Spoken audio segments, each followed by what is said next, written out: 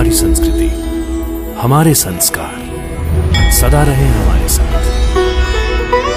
भारत के महान ग्रंथों और काव्यों का संपूर्ण संकलन। सब्सक्राइब करें तिलक। कई तरीके की एलईडी लाइट्स आपके घर और ऑफिस के लिए। GR LED lights, make India bright.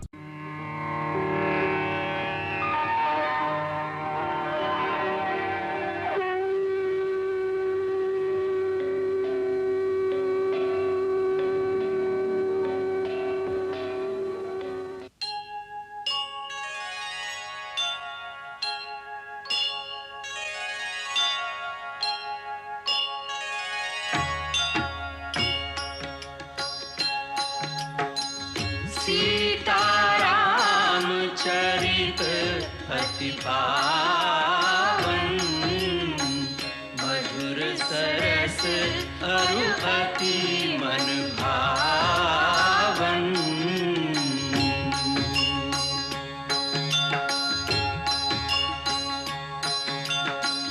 पुनि पुनि कितने हो सुने सुनाए, प्यास बुझत न बुझाए।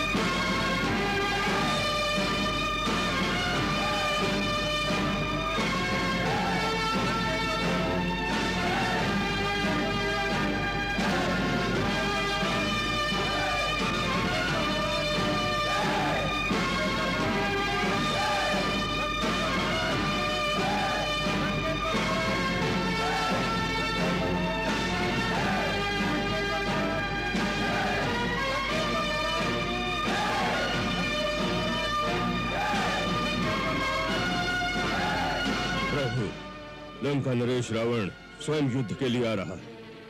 स्वयं आ रहा है? इतनी जल्दी? हाँ प्रभु, उसे मकराक्ष और प्रहस्त की मृत्यु सहन नहीं हुई। इसका अर्थ ये भी है वो अपना संतुलन खो बैठा है।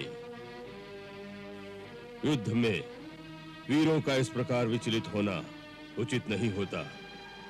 शत्रु इतनी जल्दी विचलित हो गया है कि उसे अपने परम योद्धाओं के रहते हुए भी स्वयं युद्ध में आना पड़ रहा है।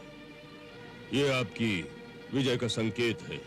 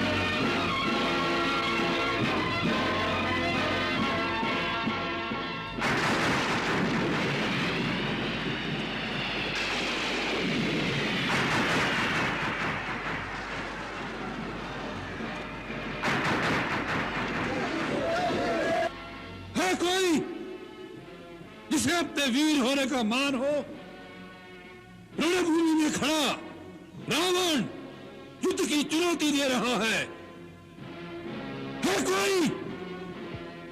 रावण, यहां तो एक से एक बढ़कर वीर ही वीर हैं। तुम जिससे हारना चाहो उसे स्वयं ही चुन लो। सुग्रीव, दबाकर भाग गया था। आज हमारे सामने आते तुम्हें लाज नहीं आती? जाओ, रावण से युद्ध करना तुम्हारा काम नहीं। वह वनवासी कहाँ है? राम, सुना है उससे युद्ध करने की बड़ी आकांक्षा है, इसलिए आज हम स्वयं पहले ही दिन आ गए हैं कि इस युद्ध को हम खींचकर लंबा करना नहीं चाहते।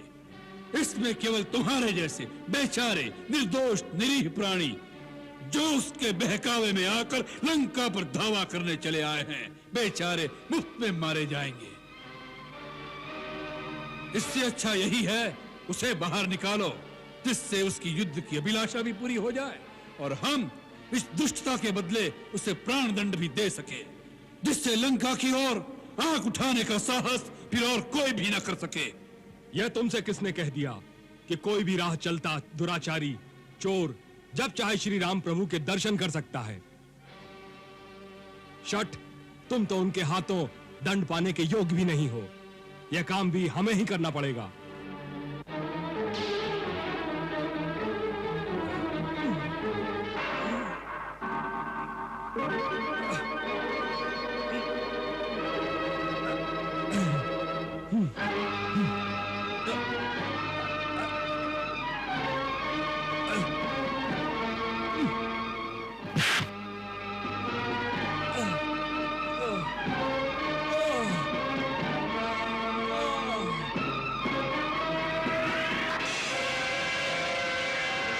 निर्लज्ज, एक उचित योद्धा पर बाण चलाते हो?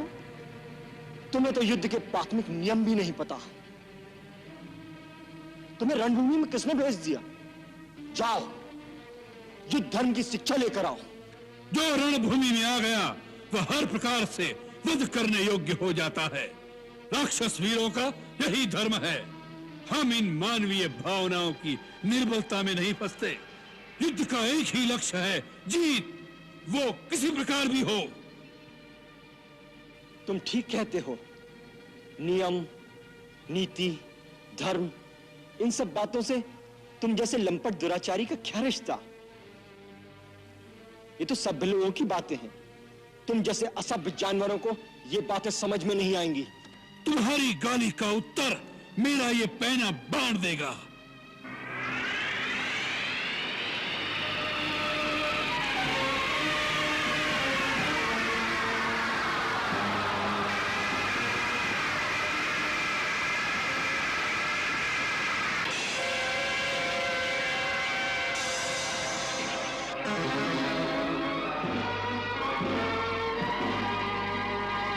तुम जैसा पापी व दुराचारी जब निरुत्तर हो जाता है तो केवल शस्त्र का ही सहारा लेता है। तुम जैसे लोगों के लिए हमें भी शस्त्र उठाना पड़ता है, क्योंकि तुम विवेक, धर्म और नीति की भाषा नहीं समझ सकते। ये पांडित्य की बातें किसी ऋषि मुनि को जाकर सुनाओ। रणभूमि में आए हो तो बातें करो शस्त्रों की झंकार से। शस्त्र ही प्रश्न पूछे, शस्त्र ही उसका उत्तर दे। यही नियम है यहाँ का।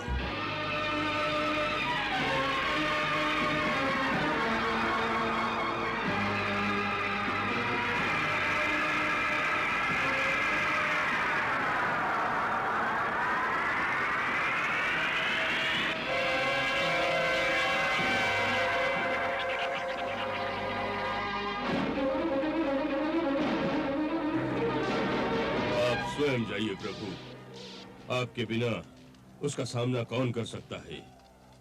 वो अकेला ही हमारे अनेक योद्धाओं को मारकर हमारी सेना की बड़ी क्षति कर सकता है। युद्ध के पहले दिन ही यदि शत्रु का इस प्रकार प्रभाव बढ़ जाए तो अपनी सेना के मनोबल की हानि होती है।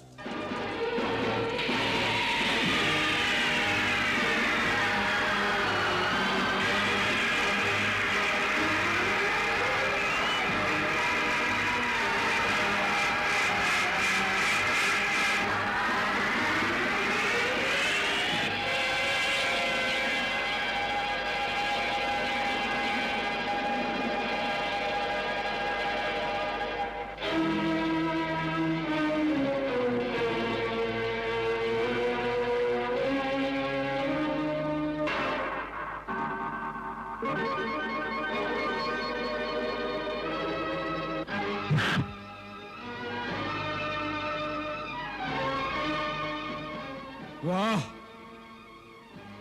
रावण के पैर भी डगमगा दिए। कोई बात है, एक अवसर हमें भी दीजिए।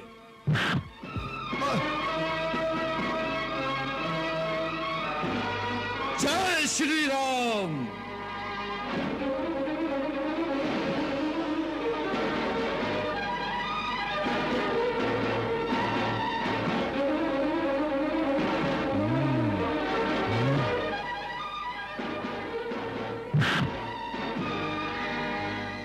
वाह रावण वाह। जय श्री राम।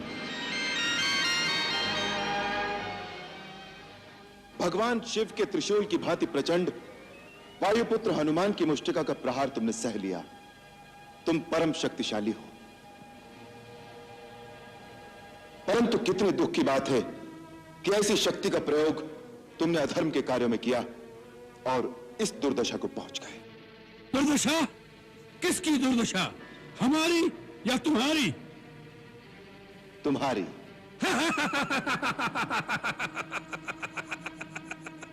एक वन वन भटकते हुए वनवासी को स्वर्ण लंका के सिंहासन पर बैठे हुए त्रिभुवन विजयी लंकेश के वैभव में दुर्दशा दिखाई दे रही है। राम, तुम अपनी वाक पटुता के जादू से इन अज्ञानी वानरों को भरमा सकते हो, रावण को नहीं। भक्त और ज्ञानी में यही अंतर होता है। भक्त अनपढ़ हो, मूर्ख हो, परंतु हृदय का सच्चा और मन का सरल होता है। परंतु ज्ञानी तुम जैसा दुष्ट भी हो सकता है। जिसके हृदय में अधर्म और कपट होता है, उसकी अवस्था तुम्हारे जैसी होती है। जिसे स्वर्ण लंका के राज सिंहासन पर बैठकर भी जीवन की अपूर्णता का कांटा चुभ रहा है। इस समय तुम्हारे हृदय में केवल अशांति, चिंता और एक तड़प रह गई है और कुछ नहीं। तेरे जैसे हर दुराचारी को एक समय इस बात का आभास हो जाता है कि उसका अंत समय आ गया है, और तब वो एक घायल सांप की भांति सुरक्षा की बिल ढूंढता फिरता है, परंतु उसे कहीं सुरक्षा नहीं मिलती। वही अवस्था इस समय तुम्हारी है। तुम्हारा अंत आ चुका है। तुम्हारे पाप कर्मों के विष ने तुम्हारे मन की शांति को जला दिया है, और तुम उस अशांति की तड़प, पाप के विषैले कांटे की चुभन को छुपाने के लिए ऊंची आवाज में बड़ी बड़ी डींगे मार रहे हो, जिन्हें तुम्हारा अपना मन भी नहीं मानता।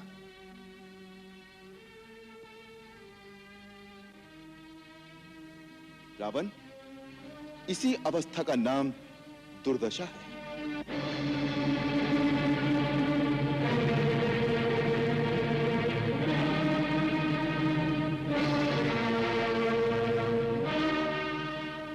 राम, सुना था कि रघुवंशी बड़े वीर होते हैं, परंतु तुम्हें देखकर वह धारणा दूर हो गई। तुम तो किसी राजा के दरबार में बिरदावली सुनाने वाले भांडों और पंडितों की भांति कोई उपदेशक लगते हो। अरे जो वीर होते हैं वह धनुष बाण से बात करते हैं, जबान से नहीं। और ये कंधे पर जो धनुष रखा हुआ है ना, वह कोई शोभा की वस्तु नहीं होता, उससे तीर चलाए जाते हैं ऐसे।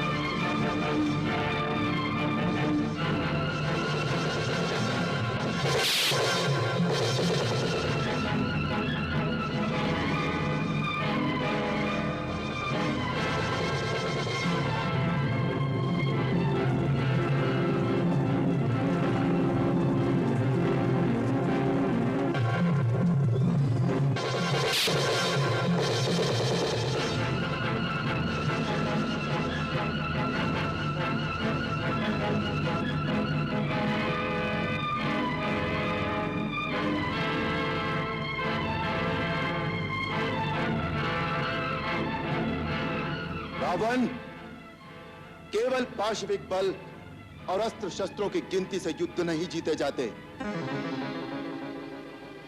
युद्ध जीतने के लिए धर्म और आध्यात्मिक शक्ति परम आवश्यक है। तुमने लक्ष्मण से कहा था कि तुम्हारे यहां कोई नीति, कोई धर्म नहीं होता। हमारे यहां युद्ध का भी धर्म होता है। हम शस्त्रहीन और निहत्थे शत्रु पर कभी वार नहीं करते। यह है रघुवंशियों की वीरता। लंका नरेश, तुम इस समय शस्त्रहीन, सुरक्षाहीन और अपमानित अवस्था में केवल शत्रु की दया के कारण जीवित हो। इसी का नाम है दुर्दशा। किया नहीं दस शीश को, केवल शस्त्र विहीन, आन बान अभिमान सब लिए राम ने छीन। अब जाओ, कल फिर शस्त्र लेकर आना।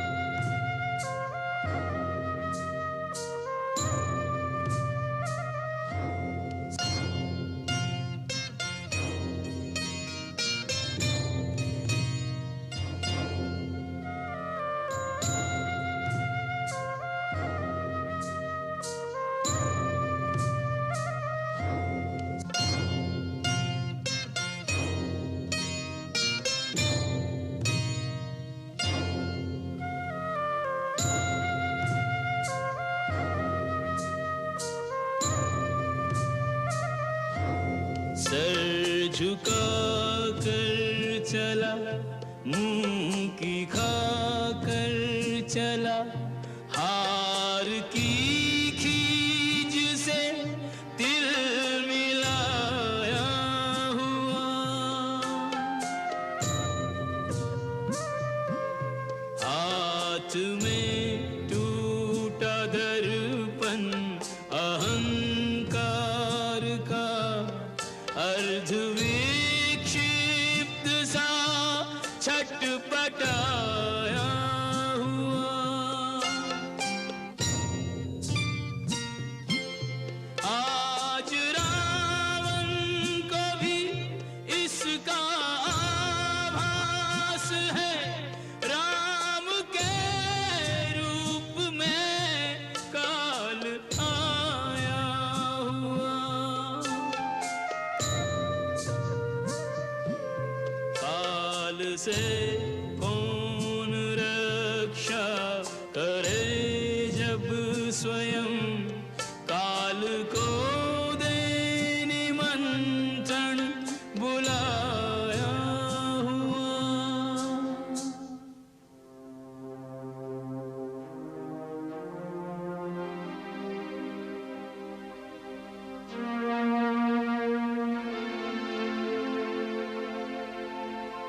जिस राह से रथ पर निकला था, उस राह पे पैदल आज चले। प्रतिशोध की आग लिए मन में, अपमान की कालिख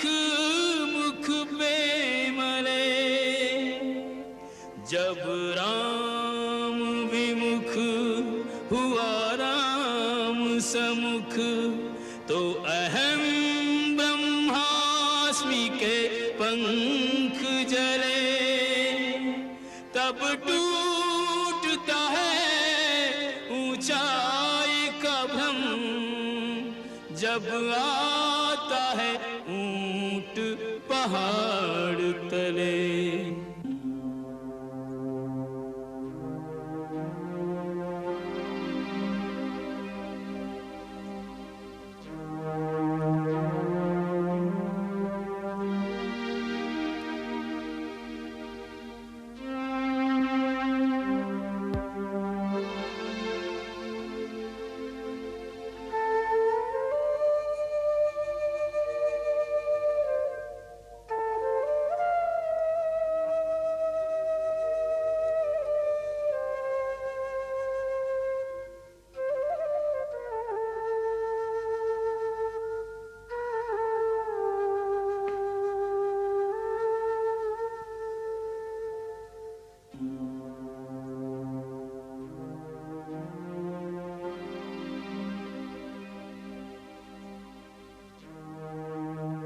जाओ, हमारे विशेष संदेश वाहकों को तुरंत उपस्थित होने का आदेश दो। जाओ। जो आज्ञा महाराज।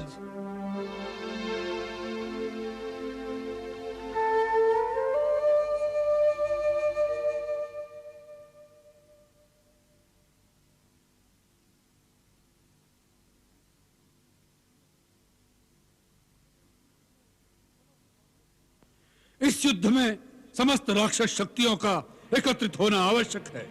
इसलिए हम चाहते हैं कि इस धरती पर जहां जहां राक्षस शक्तियां हैं, वे सब एकजुट होकर इस समय लंका की सहायता के लिए आ जाएं।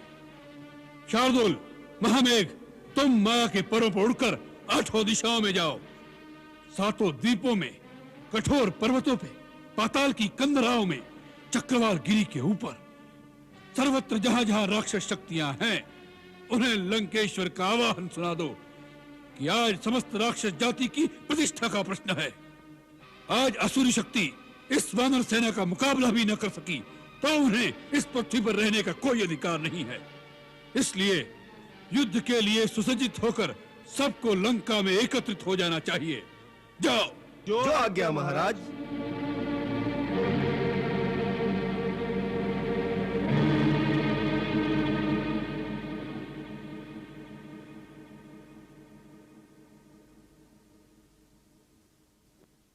प्रणाम नाना जी। चिरंजीवी हो, यशस्वी हो। क्या बात है तात? तुम्हारे गात्र शिथिल हो रहे हैं। तुम्हारे मुखमंडल पर चिंता के मेघ मंडरा रहे हैं। तुम्हारे विशाल नेत्रों में निराशा की उदासी झिलमिला रही है। नाना जी, आप हम पर व्यंग कसने आए हैं? हमारा उपहास करने आए हैं? ये कैसी बात कर रहे हो लंकेश? तो फिर वही बात कहने आए हैं कि सीता को लेकर राम की चरणों में जा गिरूं? नहीं, अब वो बात कहने का समय नहीं है। हाँ वत्स, युद्ध को रोकने के लिए मेरा वो परामर्श उसी समय उचित था, परंतु अब युद्ध आरंभ हो गया है। अब मैं तुम्हें ऐसी कोई बात नहीं कहूंगा जिससे लंकेश के यश को धब्बा लगे। अब तो शूरवीर की भांति लड़ना होगा। अब या तो सीता को लंका की महारानी बनाओगे, या शूरवीर की भांति अपना मस्तक रणचंडी के चरणों में चढ़ा दोगे। शूरवीर की भांति मरना भी पुरुष की एक शान है।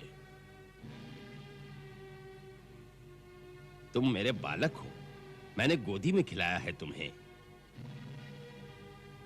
सदा तुम्हारी उन्नति, समृद्धि और कीर्ति की शुभकामना की है।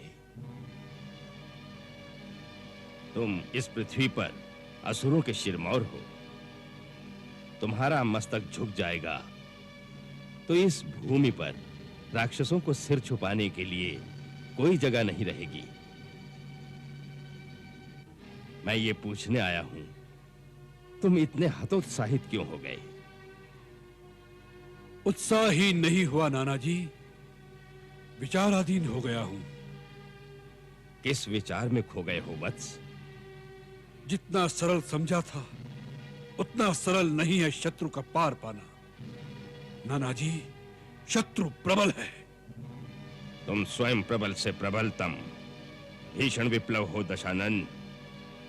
तुमने इंद्र के वज्र, शिव के त्रिशूल और विष्णु के सुदर्शन चक्र का सामना किया है लंकेश। यही तो विचार करने की बात है नाना जी। उस वनवासी राम का बाण जब कमान पर चढ़ता है तब चतुर्मुख ब्रह्मा के समान दिखाई देता है, और जब धनुष से छूटता है तब सहस्त्रमुख विष्णु के समान हो जाता है, और जब प्रहार करता है तब रुद्र के समान प्रलयंकारी बन जाता है। नाना जी, हमने इंद्र के कुलिश, शिव के त्रिशूल और विष्णु के सुदर्शन चक्र को अपनी ओर आते देखा है, परंतु उनके और राम के बाणों में अगाध भेद है। राम के बाणों की गति इतनी तीव्र है कि कब धनुष से छूटते हैं, कब निशाने पर लगते हैं, देवताओं की दृष्टि भी उसे नहीं पकड़ पाती, तो फिर इन चर्म चक्षुओं से कैसे दिखाई देंगे? मानो तीनों लोकों की शक्तियां उसमें समा गई हो। आज उसने हमसे युद्ध नहीं किया, केवल हमारा उपहास किया है, जैसे कोई बालक के साथ खिलवाड़ करके उसे भगा दे। ये तो और अच्छा हुआ, पहले दिन ही तुमने शत्रु की थाह पा ली। तात, पहली विजय को अंतिम विजय मत समझो, और पराजय के पहले झोंके को अंत तक पराजय मत मानो। शत्रु के बलाबल शक्ति संचित करके युद्ध करो। इसीलिए तो हमने 8 दिशाओं में राक्षस जाति को एकत्रित करने के लिए दूत भेज दिए हैं। और कहीं दूत भेजने की क्या आवश्यकता है, जबकि परम शक्तिशाली तुम्हारा भाई कुंभकर्ण तुम्हारे घर में ही सोया है। यही अवसर है, उसे जगाओ। वानर सेना के लिए वो अकेला ही काफी है, जगाओ उसे। आश्चर्य की बात है, आज तक ये बात हमारी दृष्टि में क्यों नहीं आई? नाना जी, आपने हमारी समस्या का समाधान कर दिया। नायक विरूपाक्ष, जाओ कुंभकर्ण की शयन केंद्र में जाओ, उसे जगाओ और उसे लंकेश्वर का संदेश सुनाओ। आज लंका को कुंभकर्ण की आवश्यकता आन पड़ी है। जाओ। जो आज्ञा महाराज। सीते, सीते, वो दिन आ गया है पुत्री, जब तेरे मन मंदिर में विराजमान मूर्ति तेरे सामने साकार विराज रही होगी। सपने ही सपने कब तक दिखाओगी माता? सपना सत्य होने की भूमिका तो युद्ध के पहले दिन से ही बन गई थी मेरी रानी। युद्ध शुरू हो गया है। कहा जाता है कि पहले मारे वही वीर, आज वही सत्य हुआ है। पहले ही दिन उन वानरों को तुच्छ समझने वाले घमंडी राक्षसों के वीरों को श्री राम की सेना ने परास्त कर दिया है। सच? और क्या समाचार है युद्ध के? मेरे रघुनाथ कैसे हैं? देवची लक्ष्मण को कोई क्षति तो नहीं पहुंची ना? क्षति तो केवल उनके शत्रुओं के भाग में आई है सीते। सुना है कि श्री रघुनाथ के तीखे तीर वाणी की गति से तेज, बिजली की चमक से बढ़कर उसे चकाचौंध करने वाले थे।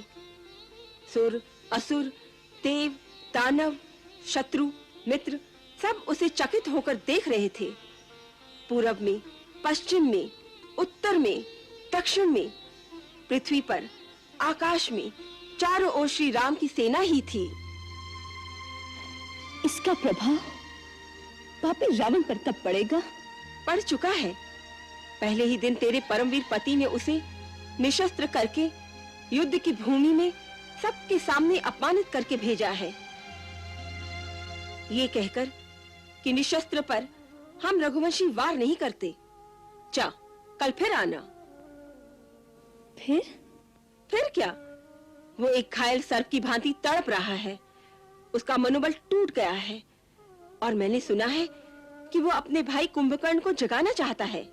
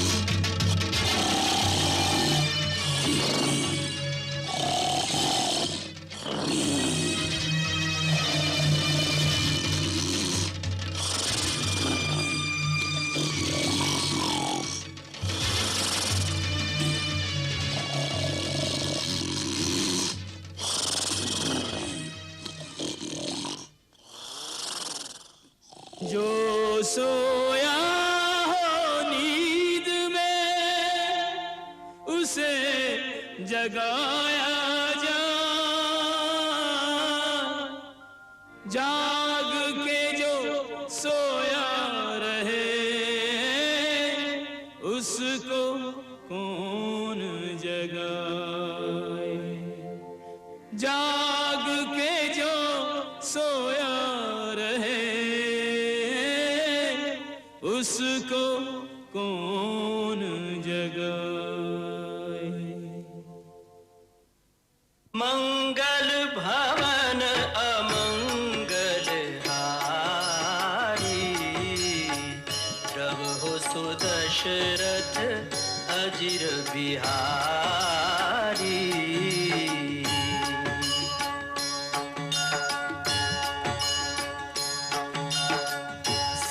सीताराम चरित अति पावन, मधुर सरस अरु अति मन भावन।